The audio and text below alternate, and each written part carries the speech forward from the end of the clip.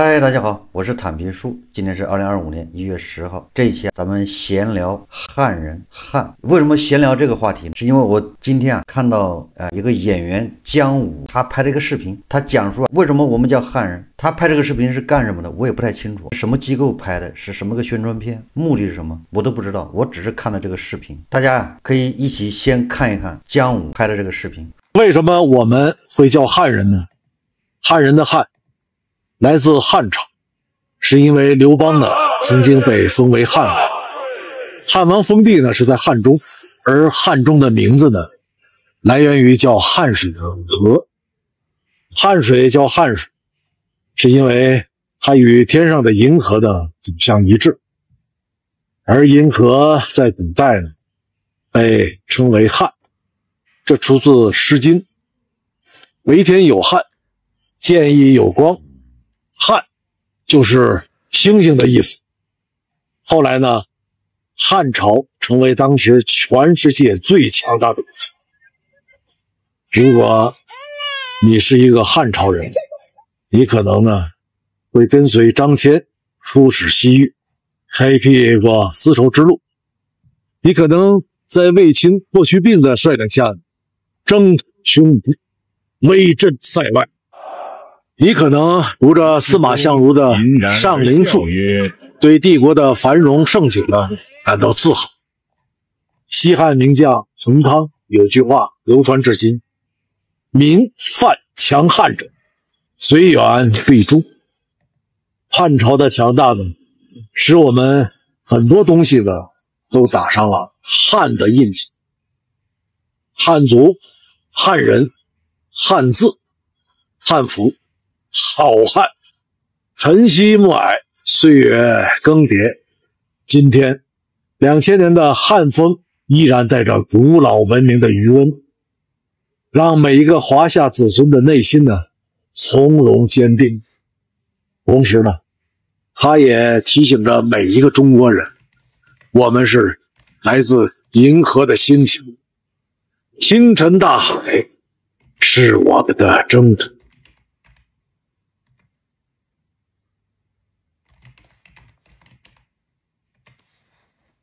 说实话，姜武和他哥姜文，我还都比较喜欢，也比较欣赏这俩演员，尤其是在《让子弹飞》里面，姜武演的不是武状元吗？我有9种办法让他体面，他自己不体面，我就帮他体面，很有意思，要帮黄老爷体面。但是姜武拍的汉人，我有不同看法。首先，你这从他整个的讲下来之后，前面似乎还挺连贯，大家都知道我们是56个民族，56朵花，56个民族是一家，歌是这么唱的。他这个突出汉族，但是他结尾的时候，他又扯到华夏民族，你看看是不是就有点意义不准了？他前面整个的2分钟讲的都是汉族、汉人。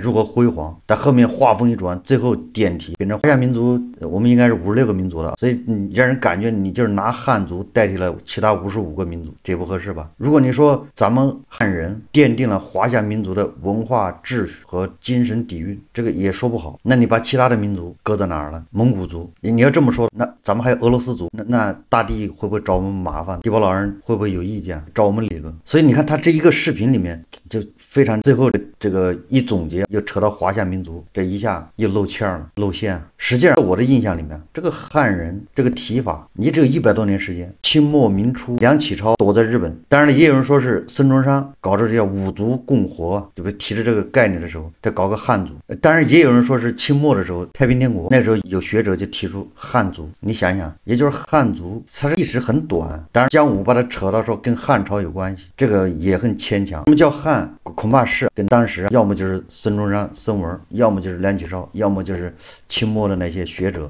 他们为了跟满族人、跟那皇亲国戚那些贵族跟他们区分开，我们是另外一种人，我们是华夏。最后他们找来找去找了个汉。我想只要大家学过历史的都知道，汉朝、西汉完了，东汉完了之后应该是五胡乱华，哪还有什么汉？那人不知道跑哪去了。我的意思就是说，你拿那个时候的西汉，强盛时期的汉来代替或者来说明我们现在中华人民共和国这领土上的这上面的这些人，或者清末的时候这些人，或者是民初的那些人，完全不是一群人。晋朝不还有衣冠南渡吗？对吧？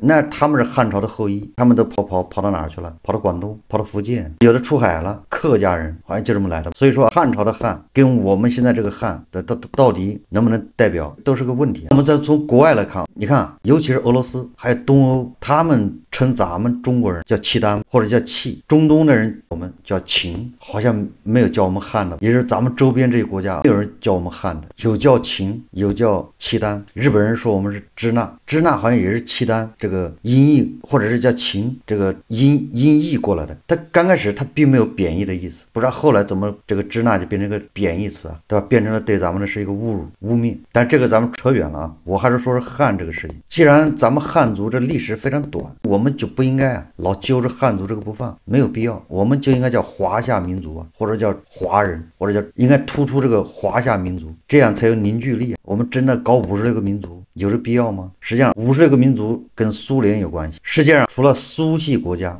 好像你比如美西方那些腐朽没落的国家，他们好像根本就不突出什么族，就他不会分得那么细，他们太极按宗教分或者按颜色分，应该这样的。他很少把黑人再分，黑人还分哪个族，白人再分哪个族，他都没有。那些什么民族都是停留在历史学家的嘴里面，他们在研究，或者是地理或者人类学，在日常生活中根本就没有这个按这个叫族群按这个民族来分，他们不提这个。那也就是苏系国家玩命的提这个民族，这个跟他当初苏联建立的时候有关系。咱们解放后也搞了56个民族，这都是学的苏联。实际上你搞了这么多民族这个区分之后，你自然而然的你就搞成了这个，他本来是想烘托一下，你看这么多民族咱们团结在一起，显得咱们制度咱们这个文化怎么样，对吧？有向心力，有吸引力，咱们这政策好。实际上越搞问题越多，这个大家都苦不堪言。你比如说高考，少数民族加分，那么汉族人计划生育的时候，少数民族他不计划生育等等，搞这政策的不一样区分，是不是导致一些民族他就得到了优惠，而一些民族受到不公正对待，对吧？所以说这个政策本来应该进行反思的，咱们就应该统一叫华夏民族就完了，都是中国人，不要分那么细。你分得越细，这不就为以后某些分裂势力分裂打下了这个基础吗？我个人认为，咱们中国人叫华夏民族，这主要认同是一个文化认同。你比如说，咱们你看又要说到汉字了，汉字好像跟汉朝也有关系，但实际上周朝再往前恐怕都有文字，甲骨文。咱们现在学的这个字儿，那可比汉朝早得多。为什么叫汉字、方块字？我认为还是一种文化认同。从小接受方块字教育的，这人的思维是不一样的，没有办法，这是方块字特点决定的。所有认方块字的地方，大家思路、大家认知、大家考虑问题的方式都大差不差。姜武这个视频里面很多观点也是错误的，就他这个说来说去还是帝王视角啊，讲述什么陈汤说的犯我强汉者，虽远必诛，对吧？是一种帝王视角。你跟着卫青、霍去病在这个漠北草原厮杀征战，他忘了汉武帝晚年，对吧？这个汉朝人口损失一半呢，连年征战，饿死多少人，穷兵黩武。汉武帝晚年轮台罪己诏，那这个不能提，一提这节目危险，自己都承认错误了，你现在还在给他捧臭脚。再说了，我们要如果有幸活在汉朝，你恐怕活不过18岁吧？不是战场上死了，恐怕要么就是饿死了。但人口少一半，连年征战，把他爸爸、把他爷爷攒下来那点家全部挥霍了。当然我们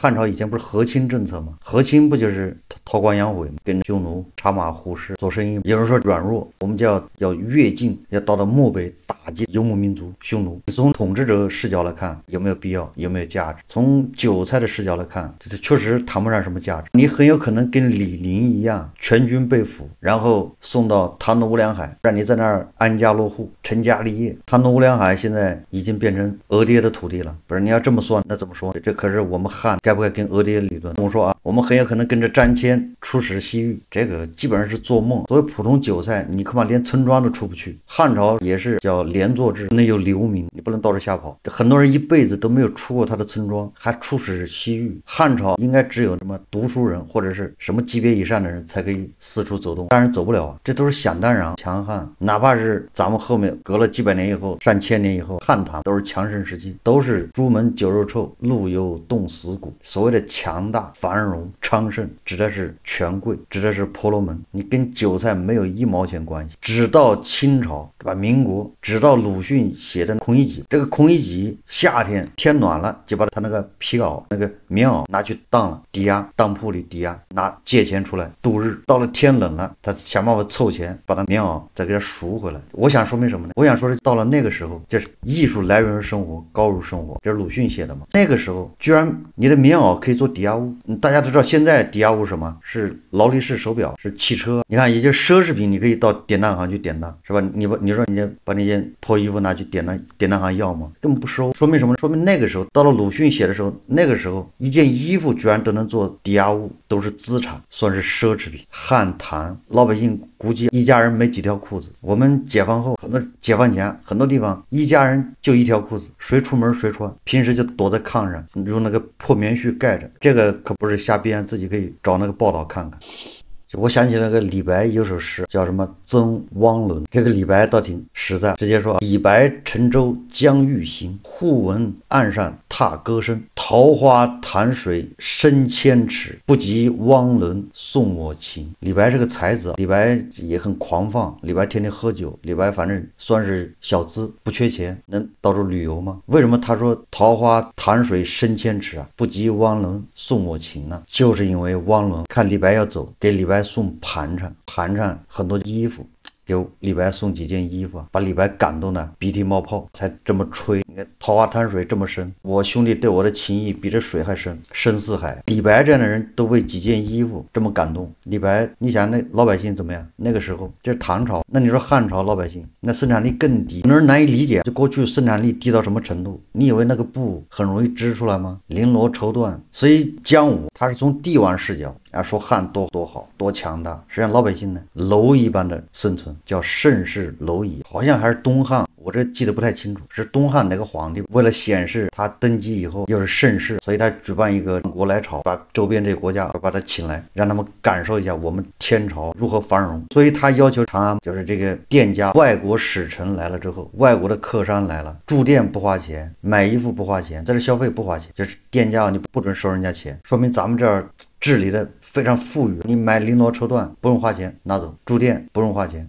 后来有个外国使臣，他来了好多人，觉得这国家是好，皇帝威武盛世。那我们来这吃喝的不花钱，绫罗绸缎拿走。但是还有一个人细心的人，他发现了问题。这个外国使臣问店老板，他说你这儿为什么我们在这买绫罗绸缎都不用花钱？店老板他是已经被官府打过招呼了，统一口径，我们有钱随便拿，我们有的是绫罗绸缎，你根本就用不完。那外国使臣就说了，你既然这个绫罗绸缎用不完，那为什么我在外面，就是在城外看到很多人衣衫褴褛，就没衣服穿，光着膀子。你看看，为了这个天朝的面子，不顾里子，对吧？老百姓都没衣服穿，但是面子重要。外国使臣来了，免费送，免费住店，免费吃。我们历史书只记载这个万国来朝，他们惊叹，叹为观止，觉得我们多繁华，多繁荣。他是不会把镜头扫到那个蝼蚁。所以你看姜武，他也只能跟着这个历史书看到这个镜头扫到的地方，那就是张骞出使西域，霍去病、卫青出征这个大漠，不值得吹。汉武帝自己都承认错误了，还在这尬吹。如果从人的角度说，人种学血缘，从人这个角度来说，我们已经被滚了多少轮了？叫时髦的词叫融合，多民族融合了多少轮了？你扯什么汉，跟他有什么关系？如果你算来算去，你要真算汉朝的时候那个基因呢，现在具备汉朝人的基因最多的，我估计恐怕是印尼人了。他们都坐船出海跑了吗？你留下的人跟胡人乱七八糟民族融合，一轮一轮的大融合。所以说来说去还是文化，你不管这个地方人走来走去的，融合去的，最终大家还是选择了这个文化方块字。认同这个文化的，那应该都叫华夏民族，不要扯什么汉跟那个的，都是华人。犯强汉者，虽远必诛。这个恐怕也就是中东的小霸王做到了。实际上，这个就是一个极端。我们逆来顺受、投降主义，这个也不对。外民族一来你就跪下了，这肯定不对。但是穷兵黩武、扩张主义，就像地保老人一样的，这也不对。就是说，你不能从一个极端走到另外一个极端。所以姜武他宣传这个汉，我觉得开了个不好的头，这样实际上非常狭隘，最后导致民族主义泛滥，这是个错误的认知。我们应该淡化民族，就是淡化现在这个56个民族这个称谓，而强调华夏民族，不要在内部制造对立。你可以宣扬汉族，那人家蒙古人就可以宣扬蒙古，宣扬成吉思汗，宣扬一大堆的。那最后满族人他也会死灰复燃，他也来宣扬他的爱新觉罗，宣传他我们老祖多厉害，13万人铁骑踏遍中原。如果那人家也可以这么宣传呢，人家这么一宣传，那你其他的民族是不是心里舒服吗？所以没有必要这么胡整。这个汉朝即使有优点，也应该把它纳入中华文明里面的历史里面去看，而不是应该把它拉出来当做汉人贴到汉人的脸上去。我们应该向前看，这世界大势总体上是往文明发展，我们应该往前看，我们不应该往后看。我们不能在历史的那固执堆里面找力量，祖上扩过有什么意义？我们现在应该学习现在最文明的地方，科技、文化、技术、知识、理论，向这儿找力量，而不是像过去的在到处挖掘，在地底下找力量，完全没有必要。如果你是用韭菜的眼光，从平民视角看待过去的历史，那都是一部苦难史啊，有什么值得吹的呢？我们牛马，我们韭菜一代一代的，无非就是换主人而已，200-300年就换一批主人。清华的一个教授说，我们把历史就是我们分什么奴隶社会、原始社会、封建社会、资本主义社会，这个分法都不对。比如说我们以奴隶社会为例来分一下，就是奴隶有几个特征。奴隶社会下奴隶它具备哪些特征呢？第一个，奴隶没有土地；第二个，奴隶的财产来自于奴隶主的分配；第三个呢，奴隶没有政治权利，不能参政议政；第四个，奴隶要爱奴隶主，要热爱奴隶主，永不背叛，你奴隶不能背叛奴隶主。第五个，奴隶有保卫奴隶主的义务。你看啊，这些都是奴隶社会啊，奴隶的一些特征。你要按照这个特征来对照，无论是秦汉还是唐宋元明清，那好像都是奴隶制社会啊，区别不大，跟现在有什么区别？所以说不值得吹，真的没有必要在裹脚布里面找文明，找它的先进性来论证遥遥领先，完全犯不着。好，这期节目我们就聊到这里，感谢大家收看。如果喜欢我的节目，欢迎订阅转发，也可以在下方留言评论，谢谢大家。